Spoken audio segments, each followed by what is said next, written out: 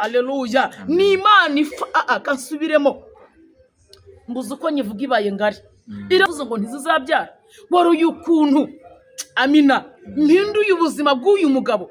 Yes, turagusuje wodahwema gukora subscribe, like, share and comment. Kandi wodahwema gukunda Pastor Diane. Pastor Diane urakeye. Ndetse wambaye neza Pastor. Ndi mu gihe kiza we. Pastor ntujya wisiga amavuta? Kuza buri munsi waye umunyamakuru. Dusobanurire. Imana iguha umugisha. Yayereka arambwira ngo araza kubimbaza mu mashotoye. Ubuntu bw'Imana, igikundiro cy'Imana, fifa y'Imana, byose biri ku buzima bwanjye. Gusa nyine urasa neza Pastor. Imana iguha umugisha, Imana iguha umugisha cyane. Yaduhaye ikaze abakunzi bacu bakadasohoka bo kumana ni nziza TV badahwema kureba ikiganiro cya Pastor Diane gisohotse bagakora subscribe, like, share and comment. Nabagaciro mu buzima bwa Pastor Diane. So Pastor Diane utuzaniye iki uyu munsi? Uyu munyamakuru avuze ikintu aranyibutsa. Anyibutsa ko nigeze kwisiga amamesa. Ntagira amavuta yo kwisiga ariko Imana yanjye. Bajye bavuga ngo habona amavabura ya ahubwo Imana duhaba amavuta. Iba bayita amavabura ya. Iba ari abanyamerika simeze ariko Imana yaduhe uko twisize amamesa igihe kinini.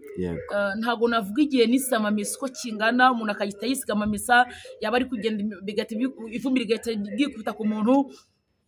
Ubuto nabwo twarabwisize ariko Imana ishimwe kuba byibura bari kutubwira ngo ese nago twisiga ya mavuta nubwo njye ntanayaza ayo mavuta ari kuvuga nago nayavuga yenda shobora kuba bamenya niba ari Imana ngiye mvuza y'Imana nta yandi mavuta mvuza. Oya nta kibazo pe ko ayo mavuta yandi bavuganye ntayo nzi nukuri ariko ubu ni ubuntu bw'Imana. Gusa neza Imana yabitubwiye igeze irambwira ngo igihe kimwe azavangwa ariko niwe ngo cyangana aba Yesu bishimire izina rye ryiza ribamara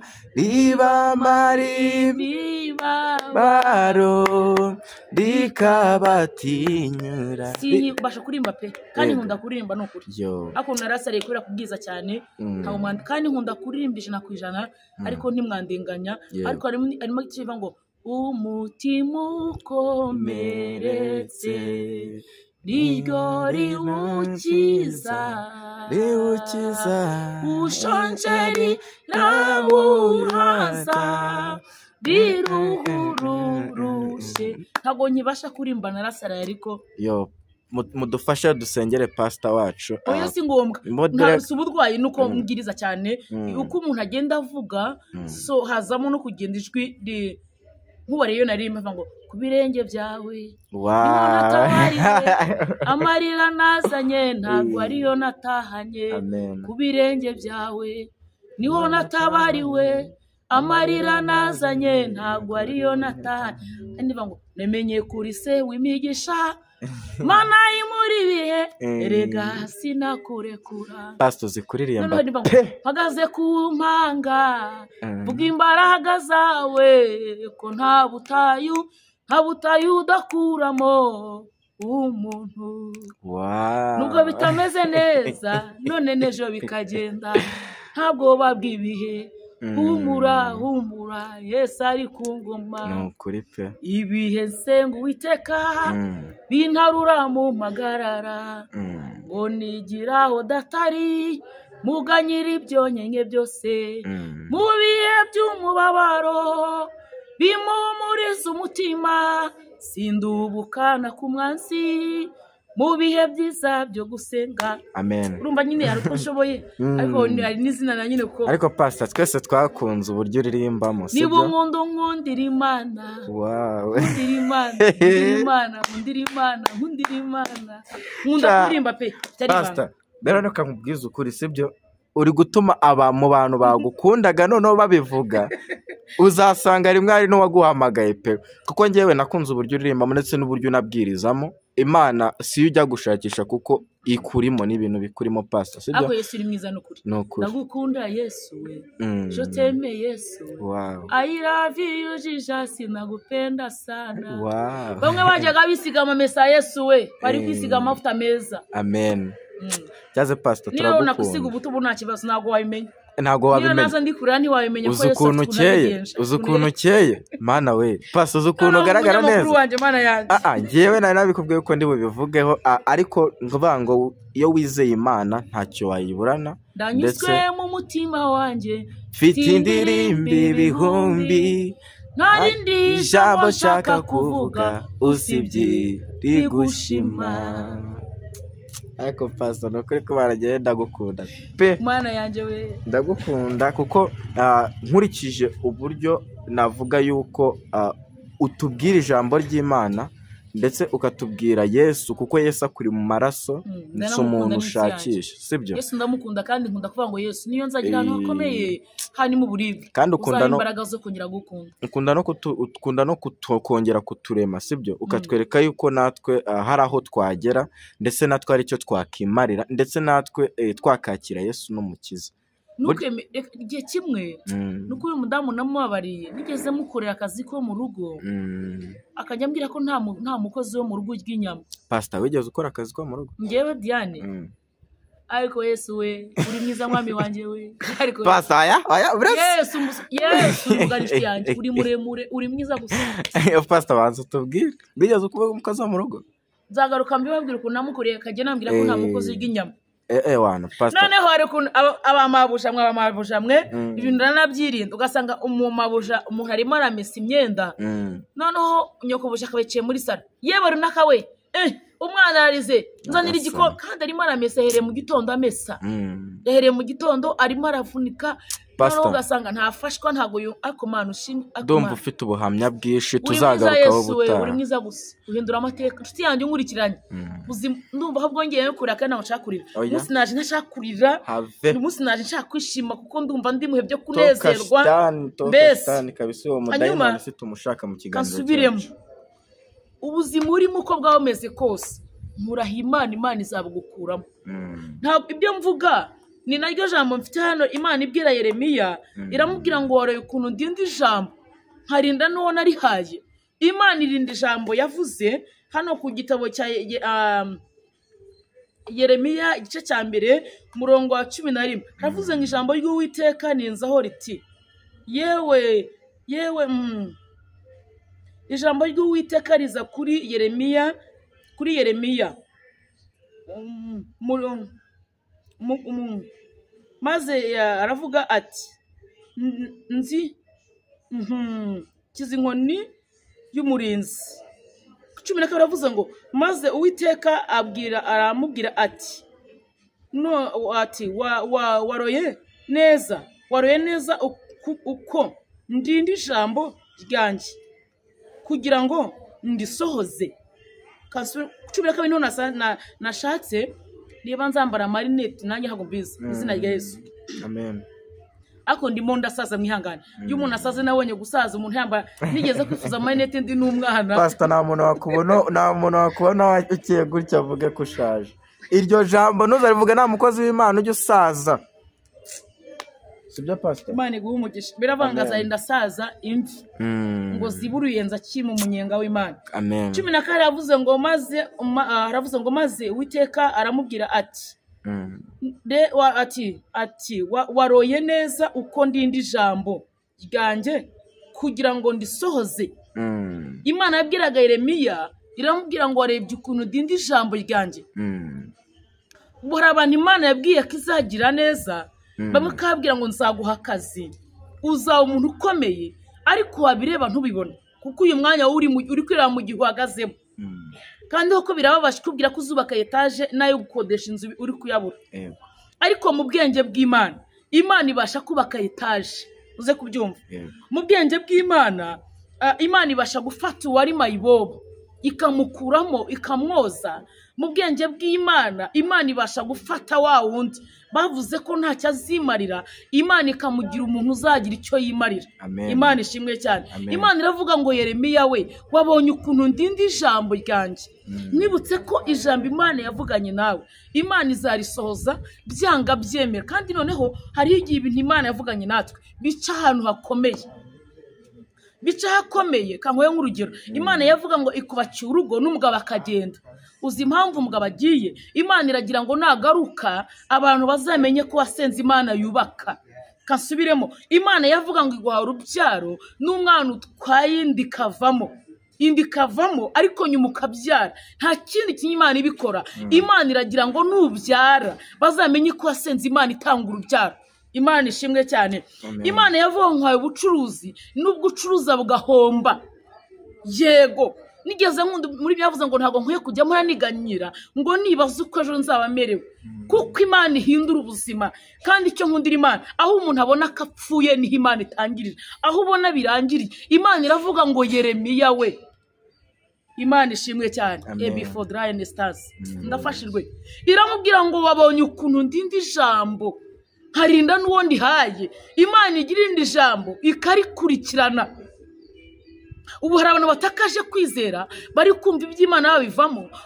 unabwira ngo Imana iragutabaye akavuga ngo nejo barabimbwiye wamubwira ngo Imana ikoze ubukwe akavuga ngo nejo barabimbwiye wamubwira ngo Imana izaguha urugo akavuga ngo nejo barabimbwiye kuba abafiance bari kugenda hakaba bamaze kugenda 1 2 3 4 5 ntago bivuze ko Imana itazagukorera ubukwe Imana ishimwe tutererebo eka nsubiremo kuba waracuruza ugahomba ntago bivuze ko ejo utazacuruza uyu munsi wahomba ejo ukunguka amen pastor uyu munsi warira ejo ugaseka uyu munsi wababara ejo ukanezerwa nkunda kuvuga ngo witakaze Imana mu buzima bwawe kandi ntugatakaze kwizera ngo ibihe bikwambura imbaraga zo kwizera ntugatakaze kwizera kuko Imana ishobora byose urugero rwa mbere ushobora kuba ufite uburwayi wenda uri urwaye ukavuga uti kumana nanjye nakira kanseri ni ukuri mbonye abantu Imana ikiza kanseri mbonye abantu Imana ikiza diabete mbonye abantu bari bashonje Imana igaburiye